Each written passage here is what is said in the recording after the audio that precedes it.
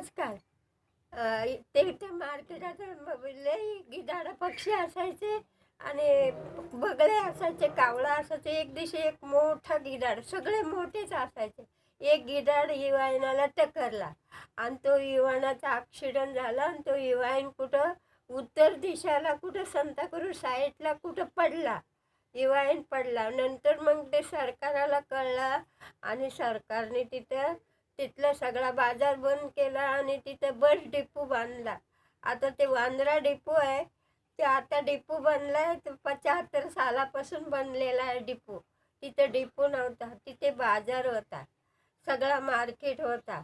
मच्छीचा मार्केट होता, मच्छी होता, सगळं इकायला असायचं. मग चिकन मच्छी सगळं इकाय. सगळ्या एरियातले लोक यायची, वांद्र्याची यायची, दांड्याची यायची, शिर्लीची यायची, सगळीकडचे तिथं मच्छी इकायला